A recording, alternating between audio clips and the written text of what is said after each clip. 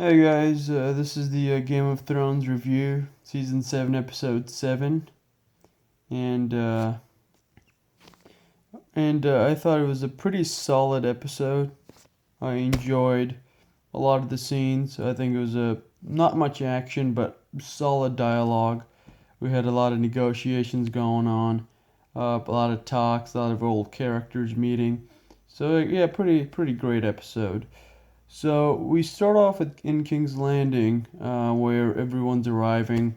We see Tyrion meeting with Pod and Bronn, and Tyrion talking, and Varys and Bronn talking. So a lot of great back and forth exchanges. Then we move on into the center of the dragon pit, where they used to keep dragons, and then we stood down, and then Cersei arrives with her soldiers, and then Tyrion and Varys and all those guys are sitting on their side, and then Dany later arrives on her dragon, uh, basically flexing her muscle and showing her might, how incredibly powerful, and she has her armies parked on the outside. We got the Unsullied and the Dothraki, so which was a great way for her to enter. So it really shows Cersei how truly powerful she is, and Cersei doesn't have much chance with the forces she has. So and then the dialogue starts, and Euron is being a douche and disrupts, saying something to Theon, some idiotic stuff. So the negotiations begin, and Tyrion proposes the whole plan of how we're going to, how the army of the dead is coming, and how we need to defeat these guys. And at first Cersei doesn't really take him seriously. Uh, she has issues from the past. Obviously, she's hated him from the very beginning. She never liked him, and so the fact that Tyrion is negotiating, uh, Cersei doesn't like that until Hound pulls out the dead dead zombie, the White they captured, and when he lets him loose, then everybody's just caught by surprise. They've never seen anything like that, and when you see that for the first time, obviously, you know, you're going to be incredibly shocked at what the hell is that monster.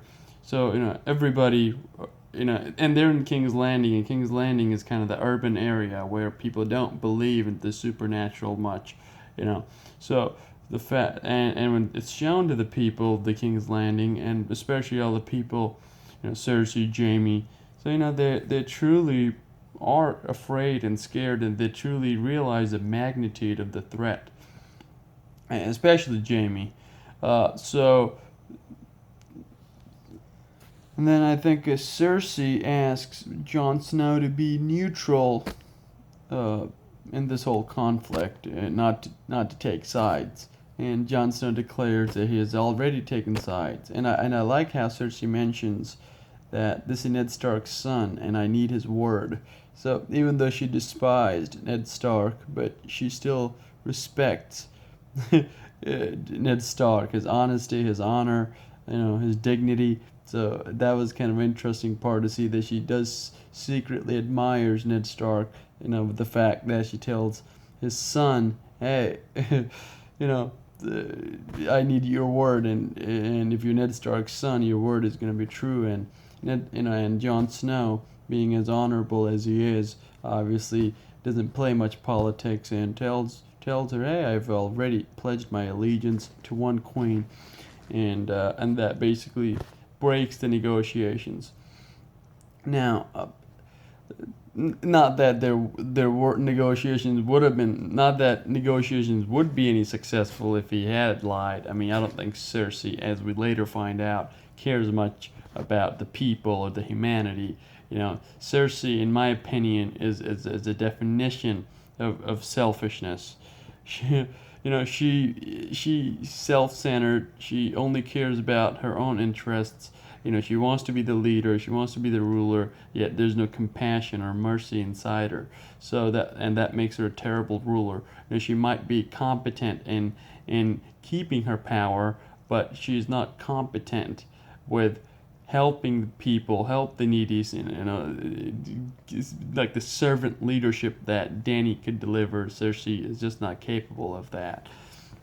So then Tyrion Tyrion goes in, he basically risks his life and goes in and tells wants to talk to Cersei. And before that, him and Jaime had a little exchange. And that was I love to see these two brothers together. But then and he talks to Cersei, and thank God Cersei didn't blame him for Joffrey. So now she's convinced that he didn't kill Joffrey, but she still blames him for the deaths of Tommen and Myrcella. And in a way, he's somewhat responsible. He killed Tywin, and killing Tywin was a huge blowback to the Lannisters. That was a huge setback. I mean, Tywin commanded respect. He commanded fear. Nobody in the Seven Kingdoms dared challenged Tywin Lannister. So, and he was incredibly competent, ruthless, cold, calculating. So, killing Tywin did make Lannisters weak, and I understand that point where she's coming from. But then Tyrion had all the reasons in the world to murder him. If he had, Tywin was going to kill Tyrion despite the fact he knew he's innocent, and we've gone through that. But Cersei doesn't care about his reasons why he killed Tywin, because for the reasons that Tywin hated Tyrion, Cersei hates him for the same reasons.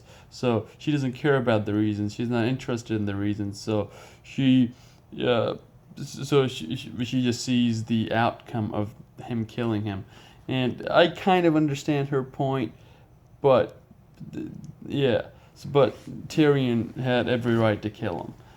So anyway, so they had a little kind of a heart-to-heart conversation, and Cersei doesn't let Mountain kill him, which I am kind of confused about.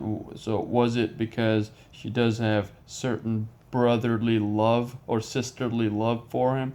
Or is it because she was being strategic? If she kills him, then obviously Daenerys would flex her muscles and attack King's Landing before she goes off for the White Walkers. So was it strategic not to kill him, or was she truly feeling sisterly or familial bond with Tyrion? I feel like it's probably a little bit of both. So. Anyway, she comes back and tells Dany we'll fight together, and after that we'll sort it out. So apparently at that point it looked like the negotiations were successful. But then we find out later on that obviously they weren't successful, and she was bluffing the whole time.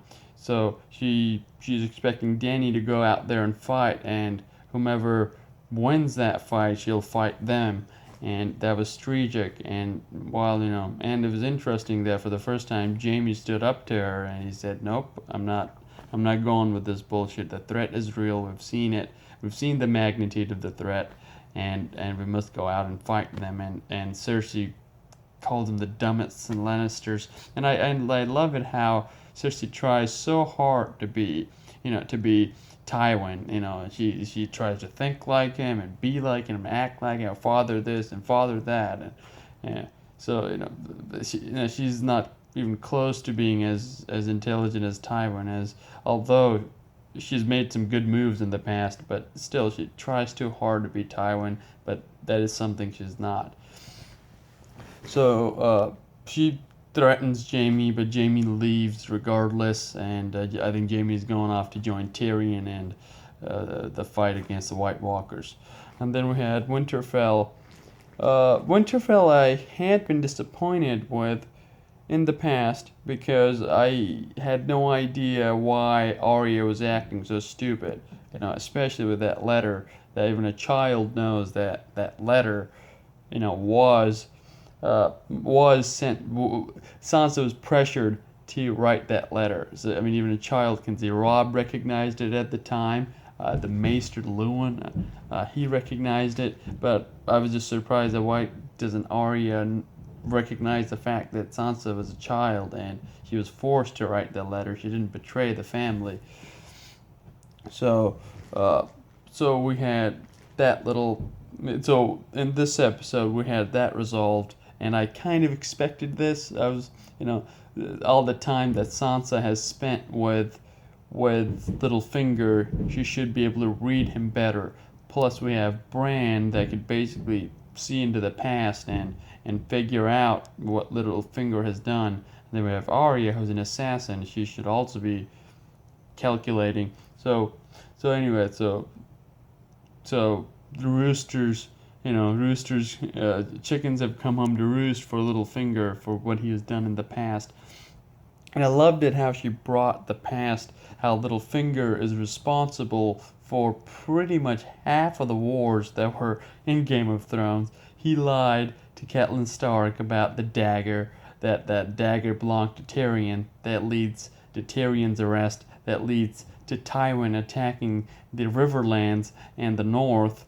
And before that, he poisoned Jon Arryn, and basically had Lysa blame the Lannisters for it, escalating the tension. Later on, he blames Tyrion, further escalating the tension. Then he betrays Ned Stark, and he's all this flip flopped, and he was able to create this chaos that led to creation of this ladder he always refers to, and he's able to climb up that ladder through chaos, which is obviously opposite of Varys. Varys is all about stability and peace and everything that's good for the realm.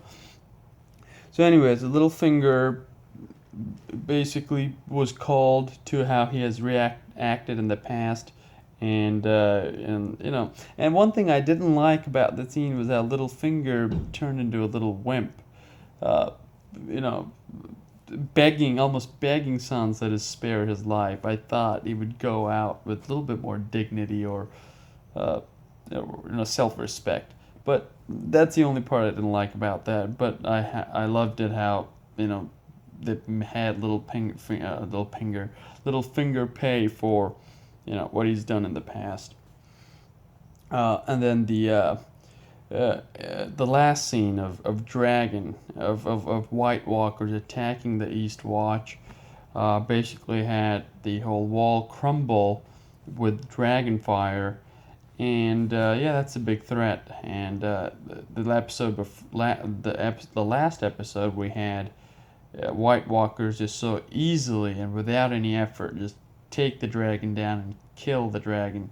What shocked me was the fact that not they were able to turn the dragon into a White Walker, but the fact that how easily, how effortlessly they were able to kill the dragons.